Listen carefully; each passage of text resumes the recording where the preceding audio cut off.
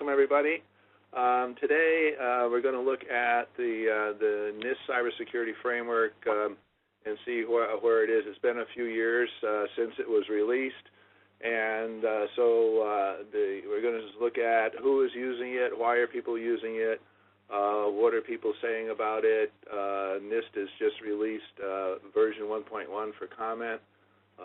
We'll look a little bit at what's in that and have some suggestions and some implications of things that have been developments that have been going on in the cybersecurity world after the framework has been released.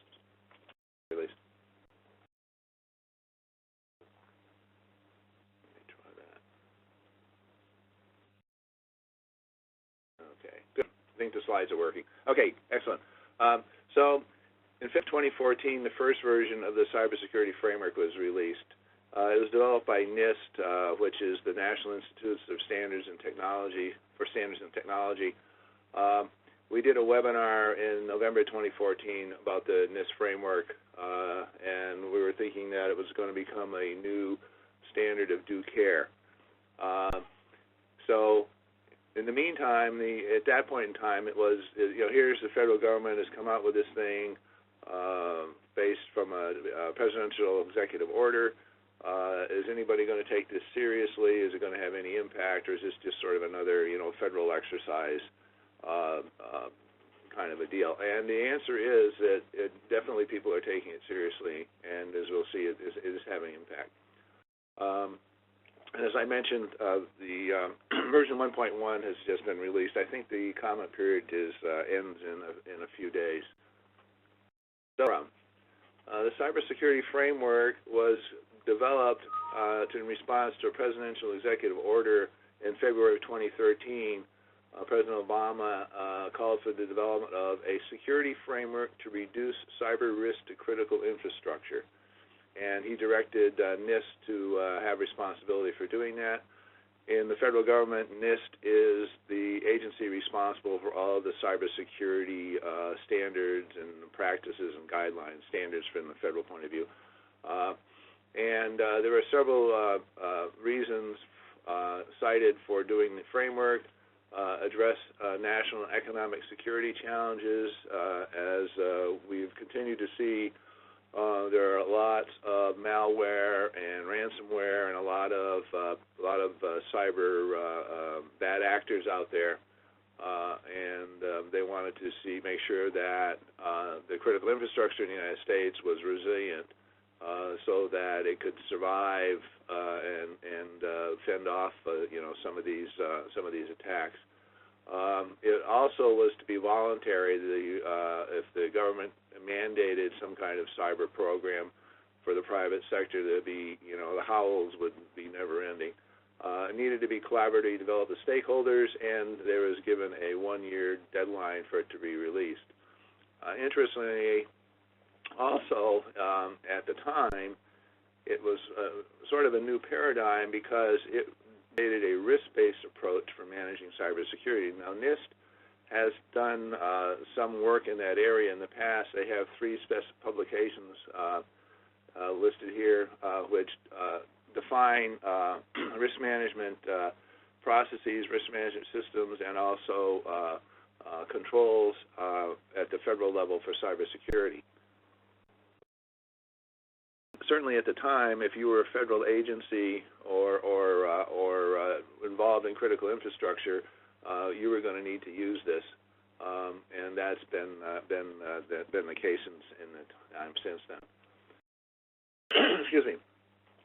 So in February 2014, version 1 was released. There's a mandate that it should be reviewed and updated as necessary.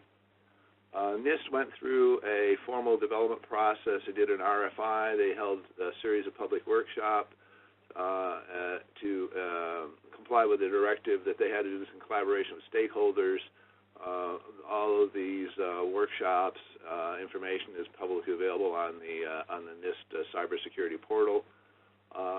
One part of the directive was that it be based on existing standards, guidelines, and practices. So that is why you will see a little bit that existing practices. They weren't going to reinvent a more perfect set of cybersecurity practices. There was a lot of work that had been done, and they going to leverage that. So you'll see that work by ISO and COBIT and the SANS Institute was incorporated into the framework, along with obviously the work that the NIST had done in the government.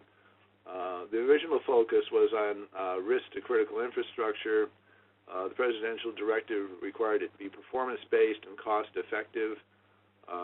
There was no definition of what that was, but obviously that was to make sure that it was practical for somebody to implement, and not something that would just be so onerous that it just was not cost-effective or feasible to do it. The other key thing is they wanted to come in and figure out how to align the cybersecurity policy with the business and also the technology, because if a lot of cybersecurity, as we have seen in some of the cases, is the executives don't really buy into the cybersecurity that much because they look at it as an extra expense of doing business, and until they suffer some kind of embarrassing breach, and then they realize, such as Target did and Sony, that, gee, we really need to think about this seriously. One other key point that if you look at some of the feedback comments, that I don't think everybody grasped, is that this is a descriptive guidance.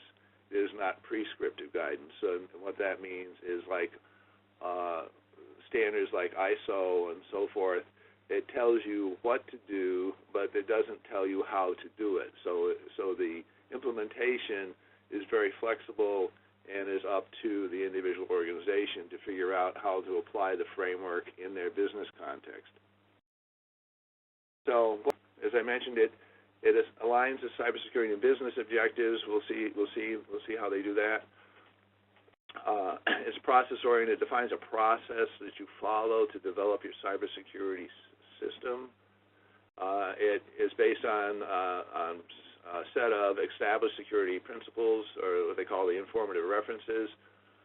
It acknowledges that there are cultural impacts for implementing cybersecurity. It defines what I call capability maturity expectations, although the NIST people disavow that there's any implications of capability maturity in the framework, but practically that's really what they're talking about.